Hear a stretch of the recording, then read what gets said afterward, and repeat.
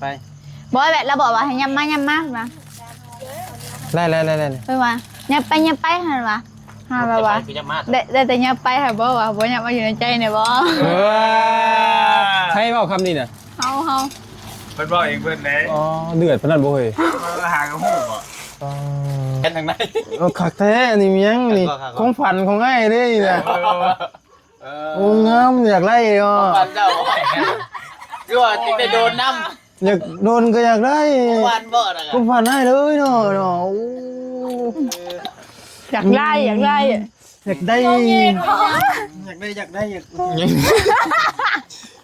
กินข้าวก่อนจากไหนกะขักดีเดียมโอ้ยอูแกได้ดีแต่อันเป็นไงว่าไงเกี่ยวทุกคนแบบมันงามขึ้นหรือมันขี้ไรมันโมเมนต์เล่าเบ้าไงว่าเอาเบ้านะครับคนงามขึ้นแต่ว่ามันเสียแม่เสียมันสุดอ่ะคุณนี่หยับหวานเลย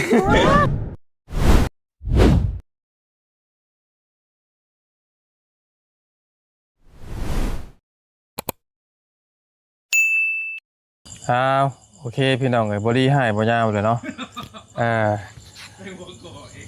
พี่น้องสำหรับคลิปนี้ก็เปิดภาพเปิดคลิปมาก็เห็นนั่นว่าเห็นสังกะสีแล้วก็เห็นแผ่นซาร่าเล็กพี่น้องเนาะอ๋อเด็กเห็นนี่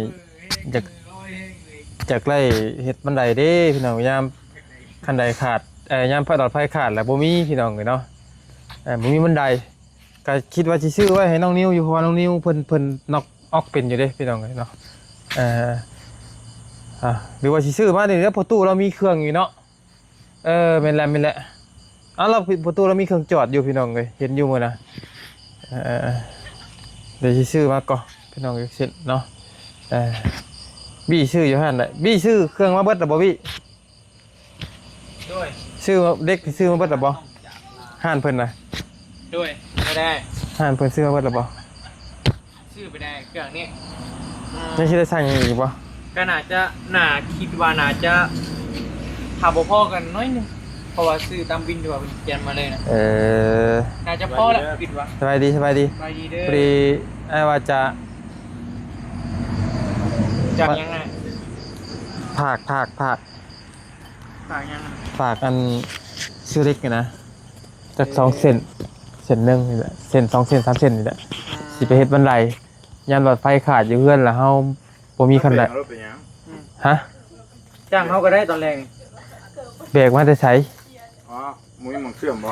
แม่นเข้ามาคือมองนี่น่ะก็เห็นตู้เสื่อมประตูแล้วนะกับมาเจ้านะประมาณนั้นมื้ออื่นได้เพิ่นว่าเพิ่นสิเริ่มเฮ็ดเข้าใจแต่ว่าพอดีฮามาแต่ผู้แหล่น้องขายกอยพี่น้องพอดีมาแต่หาแต่น้องขายกอยกับมาหาน้องกิ๊บเนาะหมู่บ้านปูปลาเนี่ยพี่น้องเรียกว่า450,000เนี่ยเนาะ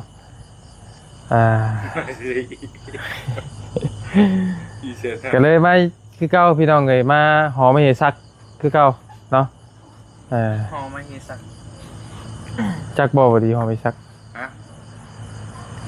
บ่ใจมาได้กินยังน่ะต้มมี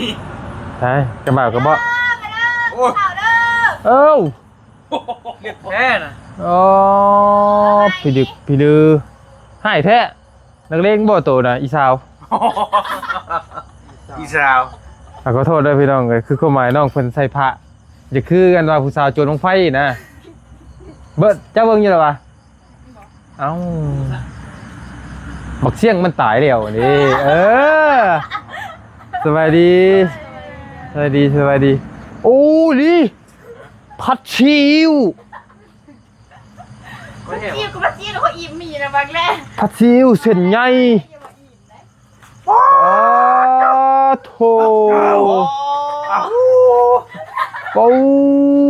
ยเอามาเบิ่งนู่นเถิกเบิ่งคอยจะขึ้น AI ต้องมาแล้วขึ้นเดี๋ยวยิ้มดู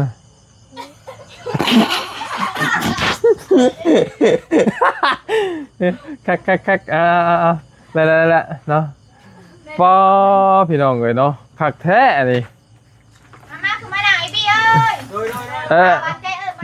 โบยเอิ้นบี้แน่ พี่ไปกินข้าว เอ้ย ไปมาม่าก่อน มาที่กินมี่ถ่าฮะ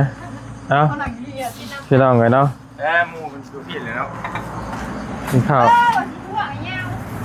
เกือบจะกิน เกือบเฮีย โอ้ย เกือบเฮียชาวเลย ไม่เห็นอะไรคือแบบ พอดีไอ้นอนถ่าอยู่รถแหละจังหวะนั่นแหละคล้ายๆมันมัดในขาในเข่งในขานี่แหละก็เลยไอ้ก็ได้ถอดลงหันเวลาบันนี่ขึ้นรถแบบอัดประตูไปเลย เฮ้ยงอยอยู่ ลองเอิ้นนั่นเสียงผู้สาวดูลองเอิ้นเสียงผู้สาวกินเสียงบักเตยได้กิน เอาผ้าออกมาก่อน ว่าเสียงผู้สาว บเอาผ้าออกมาก่อนในคอจะหน่อยเดี๋ยวพี่น้องคิดว่าบ่ย่าว่าบ่บ่เอาได้พี่น้องเลยจำได้แล้วว่าผู้สาวเสี่ยงนะ โอ้ย ขอบใจ เสี่ยงมันตายแล้วได้พี่น้องเลย คนแรกได้เลยนี่บิ๊ก ยอมบ่เจ้าเลย มุนบ่มุนบ่ นั่นง่ายไปเดียวไปเดียว โอเค ห้องจะซื้อกับบ่ได้ปันใดหรอกห้องพร้อมคือจะซื้อ พี่เอาขาจับ เดี๋ยวไปใส่ คือว่าอาบน้ำก่อนน้ำ กับแก้มบ่เลย มันก็แสบเนาะอร่อยเลยเนาะสดไม่แห้ง เดี๋ยวตัดจิ้มให้จี้เบิ่งก่อนมันทาเบิ่ง โอ้หันเด้ ปันในเราคิดจ้ะนะ โอ้คลิปไปน่ะคลิปผมยาวๆพุ่นบ่ เราต้องค่อยแค่หักติงหนึ่งจากผู้แดลูกชายจากผู้แดส่ ของ ง นี่ เฮาพี่ของเฮาพี่ ใช่ป่ะ FC แห่งไร ว้าว ปอ พอแล้วคาร์โบลินแล้ว ยอมแล้ว ได้ขอบใจละลายอัน ย เค อม ย แล้วยอมแล้ว ไอ้คือได้ยินข่าวบ่ค่อยดีเป็นใดกับเจ้าบ่ อะไร คือว่าสิบ่อยู่กับไอ้กับน้องเลยคือว่าชีหนี้จากไป มันซา โอ้ยมา เป็นดีบ่ มากินข้าวน้ำกัน กินแม่ ขอบใจโอ้มีน้ำชาหักนี่ ใส่ยังไง เบลไว้นี่นะเบลเอ้ย ยาว ฮะ ยาวมึงนี่แล้วถั่วชาแล้วน่ะโอ้งามไป ชายังเคยแบบใดน่ะชาเลย ชาเย็นแบบว่าเราเคยไปกินบ่ในร้านก๋วยเตี๋ยวที่มีบางห้านดอกชาหอมน่ะ อ๋อใส่ชาให้มันหอม โอ้โห น้ำเปล่านี่บ่ ซาจะเด้อ โอเค ทัดนึงอันเตยยังไม่ได้ตอบคำถามอะไรอยู่ไปใช้จะสิไปใช้ ชิ ไป มื นั่งนี่ ชิมือแล้ว เป็นเท่า เห็นบอก เฮ็ดอาสิเบิ่งมุมไปบ้างเมื่อใช้ไอพี่คือไปนั่งก่อนพี่คือไปนั่งก่อน น้ำมัน ใจเย็นใจ นั่ง เย็น สิเบิ่งมุมก่อน เด็กมันยังได้อยู่นะใจเย็นฝึกมานั่งก่อนฝึกมึงก่อนนั่งใช่แหละเจ้านางพี่เนาะ เบิ่ง แล้วจับไปเลยครับเจ้าพุทธเด็กกันกันแล้ว โอเคพี่น้องเลยหากล้องหาเสียนหามุมขาดผู้หนึงเนาะขาดใจเย็นเป็นยังอาบน้ำอยู่ พี่น้องเลยเนาะแกได้แล้วขาดผู้หนึง ไว้ถ่าไปทั้งนั้นตอน คิว กินบัดบัดชงห่อเลย บ่าวนั่นเกิดกำลังมา บ่าวยังนั่น ยิ้มว่าจากบ่าวยังไง จอยบ่ ยิ้มมึงหน่อยเตยเวลา โอ้ ฟังอยู่นับเข้ามานับเข้าไปใกล้ๆจับเป็นยังไงก่อน ยังไปยังไป นับเข้ามา เขา เดี๋ยวเข้าแตก หลงคนเลยคือว่าอันเมน้องอันน้ำพริกไม่ได้กิน ขอบใจ พ่อบันนี้ อาจจะมุกจะว่าบ้านนี่เด้ว่าไอ้นิ้วนะว่าอะไรก่อนสมมติไอ้เป็นไอ้นิ้วก็ได้เอาลองว่าไป เราได้เป็นคนแบบนะ อะไรเป็นคนว่าป่ะ ยังไปยังไป บอกแบบเราบอกว่าให้ยำมานะ ไล่ ไปว่ายำไปหันวะหันวะ คือจะมา ได้แต่ยำไปหันบ่วะบ่ยำมาอยู่ในใจเนี่ยบ่ ใครบอกคำนี้น่ะ เฮา เพื่อนบอกเองเพื่อนไหน อ๋อเดือดพนันบ่เฮ้ย หากระหูบ่ อ๋อ ใส่จะบอกว่าบ้านนี่กันยากบ้านนี่ มันก็ ยากแล้วนิ้วน่ะ นิ้วมันรอดเถอะเนาะ ยากเลย หยอกเราซื้อ น้ำชาพี่น้องเอ้ยเป็นต้นน้ำชามาให้ข้างในเห็นป่ะนิ้วน้ำชาอีก เออ หอม ปานนั้นเนาะเจ้าก็เตยจะไปเอาคำบอกมาได้ใส่ เบิดอยู่นี่แล้ว อืม กูจักเตยหน่อยไปซะแล้วเนาะเตยเสียงหัวเราะมีผัดกะเพรา ได้บี้เฮาคือไอ้เว้าเว้นนี่ ผัดเซนโอ้โห ใบมีดยังมีคมนะคำคมยังบาดใจ ค เลย มยังบาดใจ ทำไม ทำไมเธอไม่รักสัน โมเมนต์มันบอกเข้ากันเลย ว่าเข้ากันเตย ศึกษากับโบเป็นยังกินคือเขา โอ้ดีเราคนไปท่านได้มันจะเป็นยัง บ่ ไง ได้นะ กิน ลิ้น ได้ เปื่อน ง่าย นะ ๆเพียง ก็ง่ายๆเนาะ แม่น อะไรก็ได้ นะ ถ้าเป็นคุณ ว้า ปลาผัดกะเพราบ่นี่มาเดี๋ยวขอซิมซิวก่อนขอน้ำปลาราดลงก่อนไปลองเลยกับ เฮ็ดผักไอ้เนาะเพิ่นเนาะ เบลยังบ่ได้ป่ะแม่ เฮาไปซื้อเส้นใหญ่มาแต่ไสนี่เฮ้ยคือบ่ค่อยเห็นอยู่มีบ่อยู่ลาวนี่ ดู นี่เป็นเสียงกดจับค่ะเด้งานเสียงกดจับ ไปซื้อใส่คืออันนี้เป็นที่พี่บ่นี่ตลาดกับนี้เพราะว่าไอ้ก็เคยคิดจะกินอยู่เพื่อจะบ่า มาลองมาเอาเลย เอ้ายังเป็นยังน่ะ ถึงมาตัด หึ ตัดเอา เฮ้ยทันได้มาเกินมาทานเพิ่นตัวก็เป็นคือนี่ว่านี่เออมากินข้าวพี่น้องเลยน้องๆเพิ่น มา เตอก็ดีแท้เนาะเนาะอยู่หนึ่งจักปีหนึ่งเด้เนาะ อ้วน ไม่เห็นไอ้ยาวเจอของแสบ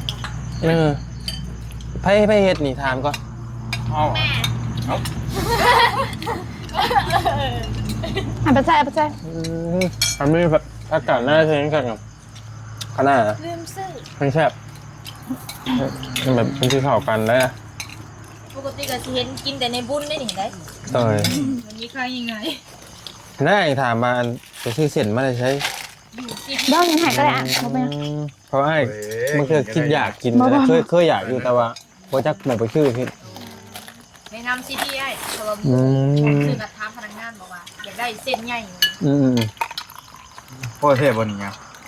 ต้องใช้ขอบูดิ คิดเองว่า ว้าย ด้านหน้าตาลีไอ้ยัง โอ้ยเนาะสิปานนั่นเกาะ ปลา มารยาทดีหลาย มันยังคือเหลี่ยแท้อีสาวนี่ เป็นที่เมื่อเลยเด้ เต้ขนาดเลยเต้ป่ะ เตะโมกินฮอดได้ป่ะ จะกลับปะเลย เด็กกันเนี้ยไปได้ลองเนาะ ใช่ยังไงถามกินอยู่เคยถามแล้ว เสาเลย มึง กินเขาวแสบคือเก่า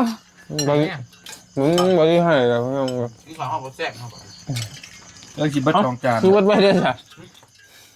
เดี๋ยวไอ้บี ขอบแทบ บีได้เลย เอาเบล บอส ให้เจ้าก่อน บีเบลวันนี้ แม่ เอาอีกบอ โดยเอ้ย มาเลยมา มากินข้าวกันมาทำมาหักเพลงน้องมากินข้าวกันเด้อ ไอ้บี มีเดียวว่าอีก บ่หักคนได้บ่ได้กินข้าวอะไรเหรอ ไอ้ลีจะพาไปหาหน่อย ตาเย็น จะพาไปหาหน่อย นี่บอกเลยขอบใจ โอ้ยเนาะมารยาทดีแท้เกาะ นี่ มากินต้มใส่ กินละใช่บ่ ครับ เราสิกินอย่างเงี้ยไม่ยังมาเรียน คือสิให้ก็ได้ลูกจะเป็นยังไง โอ้ ครับ มันดึงนะอยู่ เอาแซ่บแบบนี้ว่ะ แซ่บบ่บ่แซ่บบ่คือเก่าดีแซ่บบ่ แซ่บ ฟังจังหวะนี้แซ่บใครจะกินกับบีพอแล้ว สอนมุ้ยเอ้ย อันนี้บอกไม่ได้ดิ เป็นหลาย โอ้ร้อยนี่ ร้อย ใช่น้ำของที่ใส่ เนื้อกินงงข่อยก็ได้จริงด้วย มันจะกินบ่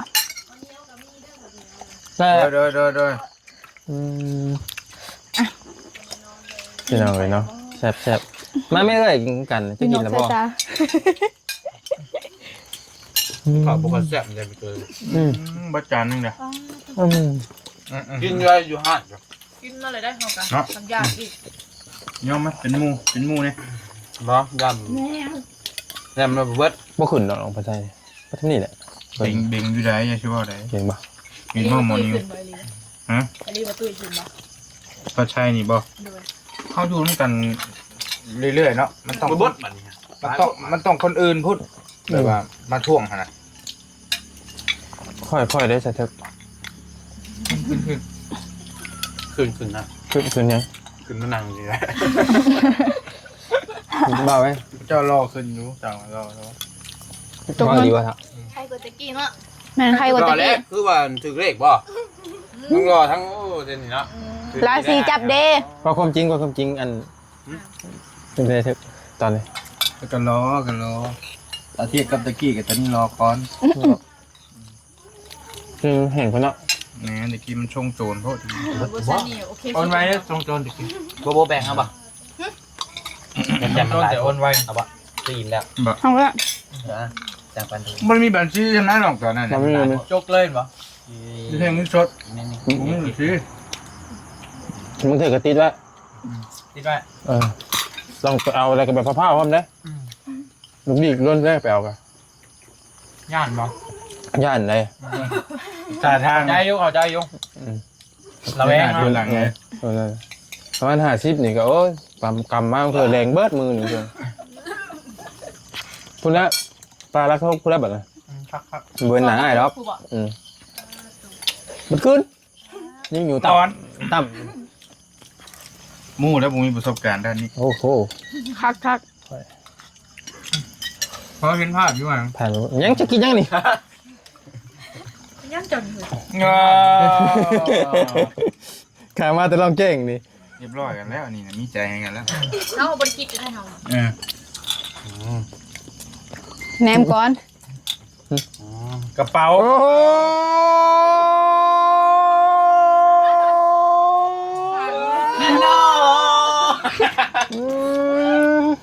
เอาอย่าดึงออกแม่ บ่ได้เห็นแน่ให้มอบให้ช่างมอบให้คนนี้แท้เลย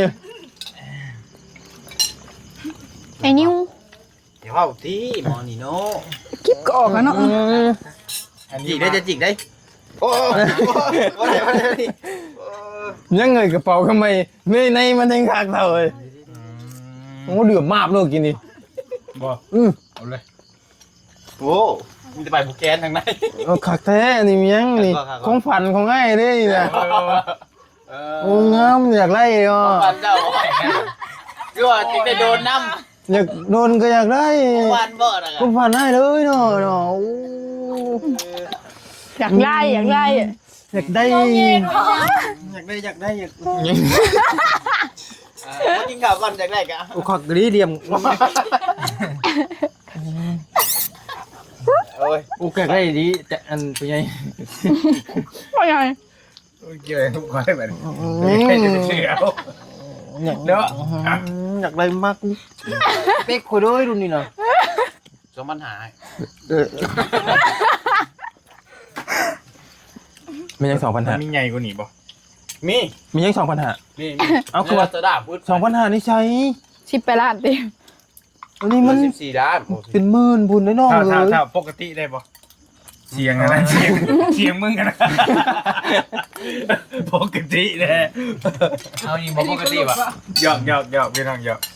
ไอ้เบ้ อยากได้บ่อยากได้แห้งบ่ โอ้อยากได้ แต่ละแม่แม่ อยากได้ดีอยากได้ โอ้ดีเนาะเว้ยมีรอลิ้น เบอร์อื่นนี่ไอ้สิซื้ออันนั้นซื้อเล็กมาให้ประตูเสื่อมบันไดให้จะเช่นเท่าไรมันเด็ก บ่บ่ตู้จอดตู้เฮาได้ เอา หาจิพันขาดำเนียม ได้จ้ะ หยอก เรียนบ่เป็นยังไงไปให้น้องนิ้วให้ก็ได้ นี่มีบ่ มีน้องคนว่ามันขอยหลายเทื่อแล้วแต่ว่าขอยบ่ได้ซื้อไปให้ ได้บ่น้องหักข่อย นิวเห็ดเป็น ได้บ่ เฮ็ดบันไดนะเฮ็ดบันไดผมหมายไปได้อัน เพิ่นว่าสิมาบ่ เฮ้ยว่าชิมาอยู่แต่ก็ยังอยู่สายบู แต่เวลาอันเวลาไฟฟ้าเวลาไฟหลอดไฟเฮามันขาดแล้วมันบ่มีอะไรเปลี่ยนน้อง กีฬาเวลาดอก เส้นเท่าไรอันเส้นเท่าไรปี เนี่ยมาแล้ว บอกพี่นี้ฮอดบ่แสน พ่อบ่ ยืนดีเว้ย พ่อบ่แสน เพราะว่าภาษาบ้านเฮาก็ตายยากอะไรเขาบอกกิน ไม่ทำหน่อยมีบินเบิ่งในบินนะ เว้าภาษาบ้านเฮาดอก ประมาณมันมีขนาดนะขนาดบ้างเด้มีรายละเอียดอยู่ สินละแสนหมดว่ะ ได้บ่ บ่ได้เบิ่งซื้อแบบเฝ้าๆเนี่ย แต่ว่าถือชุดแล้วหันเอ็นนั่น ดึงเงินเจ้า โอ้โห เขาก็เคยขายเล็กเขียวเขาก็บุดหมูขึ้นมากัน ถือ ชื่อเผามีแต่อ่านเราเขียนมาเลย แต่ว่าถือชุดไปที่รถน้องมาทำแล้วว่าถือชุด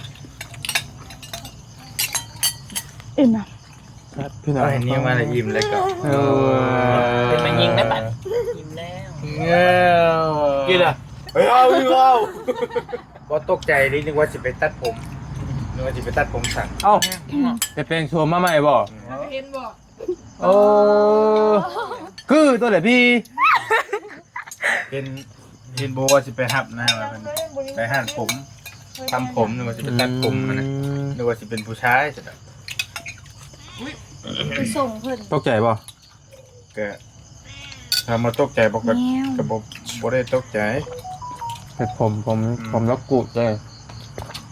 ก็ยืดมันออกจริงๆมันยังบอกมีความทุกข์นั่นเลยเนาะยิ่งเปิดเลย ยินแปลนอยู่ยังเห็นเท่าไหร่บ่ แต่ประมาณนั้นแล้วเนาะเห็นเรื่อยแล้วบ่ให้กันยา ใช่ยังอยากกินอะไรเด้ หักข้าวมาจีโดนแต่ก็ยังหวานเหมือน น้ำตาล เจ้า อาเซียมา ใจเย็นให้เอาไหมเอาไหม หมูว่าแบบนี้ เอาไว้ บวชเสียบเสียบ บ่เสียบบ่เสียบเอง บวชเสียบเอาจังว่าลึกดี ว่าผมยังกันอะไร กูบ่เสียบน้ำได้เสียบเอ ยัง งนำพูดยังนำพูดเลย มาเร็วมา เอาไว้ มาน้องหักมาโอ้น้องหักขอได้นี่ เร็ว ดีได้เฮ็ดหน้าบ่ได้ยืมอย่างเดียวเอาไหมน้องมิ สบายดีเด้อ เร็วเลย จันเตย เอาไหม ผ่านแล้ว ข่าวจันเตย เอาเข้าไหมงามบ่งามบ่ งามบ่งามบ่ แล้วแต่งตัวคือผู้หญิงเหลืองามเนาะ เอาพี่กับเจือ ฮะ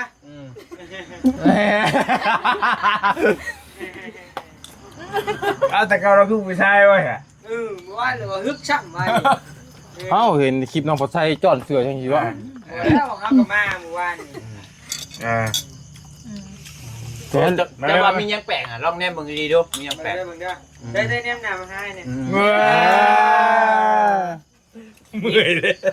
ยิ้มจี โอ้ผมเมื่อย ว่าอย่างมันมี แขวแห้งก็คือยิงแขวแก่อยู่ เฮ้ยจะเป็นทอมเฮ้ยมาคุณได้มาคุณยิ่ง เปลี่ยนแล้ว เปลี่ยนสไตล์ สิบยูแล้วไหน จะมาเว้าโลดกับสิเว้ากัน ใบเราสิใบเรา สิเมื่อแล้วไหน จะมาดึงไว้โลด สิบยูนี่แล้วไหน ไทย นี่ อยู่ไปก็ได้ค่าว่าซั่นเสียบยัง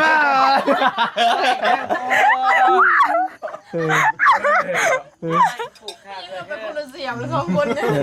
ว้าวหลังไม้บ่คักนะมานั่งหน้าไว้พี่ร้อยบ่ ตั้งไว้ เดี๋ยวตายนะ งาเขียบมาเขียบต่อเขียบ หัวคือผู้หญิงได้ป่ะนี่ กินเดียว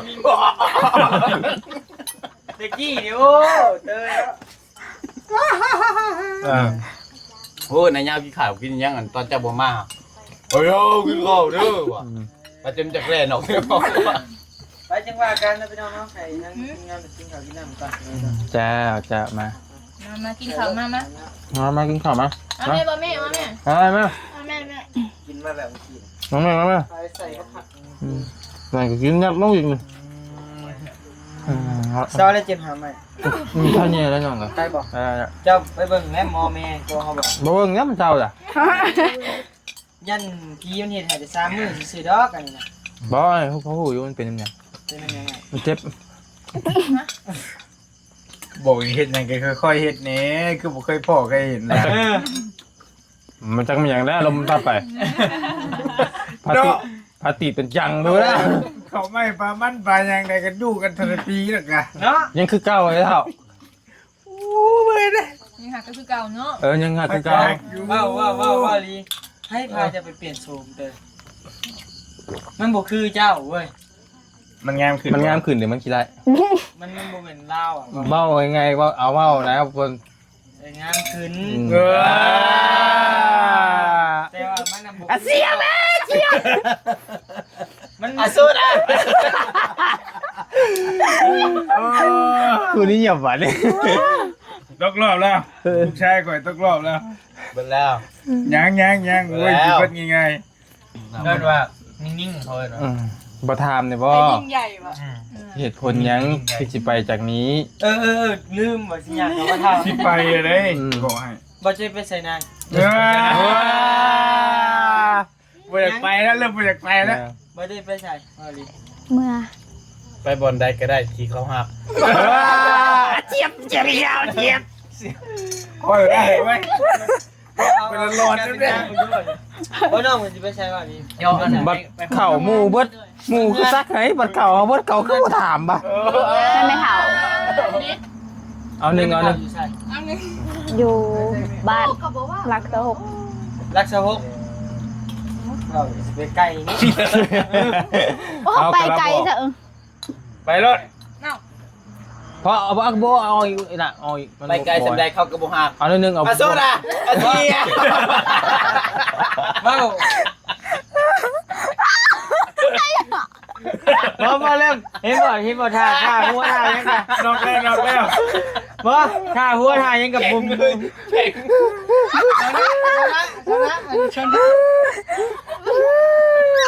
โอ้ยน้ำสาดชัวร์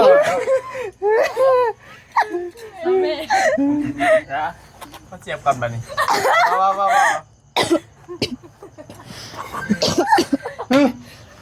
นี่หมู่โทรมาเลย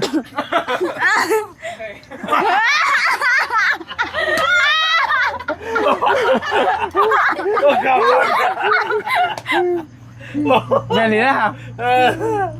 ว่าเว้ยเลยเขาจะลดจะปากพอดีกะ โอเคพี่น้องเลยอย่ามันยืดมันยาวเนาะพอดีน้องใบเตยเพิ่นจี ลำลากลับบ้าน เมื่ออยู่น้ำเมตู้ไปเห็นเนาะแต่ว่าก็ไม่ได้ไปไกลหรอกพี่น้องเลยเนาะก็จากสะบือเนี่ยพี่น้องเลยมาหาปากกันไหนก็บ่ไกลหรอกเนาะ บ่แม่นนัดเอาเลย ไอ้ มันก็เทียมน้ำอื่นไม่ได้เนาะโอ้ยจังลูก เจ๊ก็แม่จากสะบือมาหาปะ แบบซี่ แต่ว่าน้องวี่เนี่ยโอ้ขอช่วยเลย คือบ่ตับเจ้า โอเคน้องก็สิเมื่อแล้วพี่น้องกับน้องสิเมื่อน่ะนอนในตู้เนาะแล้วก็แต่ก็สิมาอยู่แต่ก็สิบ่เห็นเรื่อยๆแล้วกันยังก็หมายว่าสินานที่จะเห็นน้องเพิ่นก็ไปเยี่ยมพยายามเอาเนาะบ่ได้ไกลดอกพี่น้องเอ้ยไกลนึงแล้วก็พอเพิ่นก็สิเปิดเทอมนี่เด้ก็เปิดเทอมไปยังแล้วก็เมื่ออยู่พุ่นนำ อย่าหายเฮ้ยเอ้ย อย่าให้ มาเจ็บคอ อย่าให้ให้เฮ็ดหยังสำนีหนึงใหญ่เลย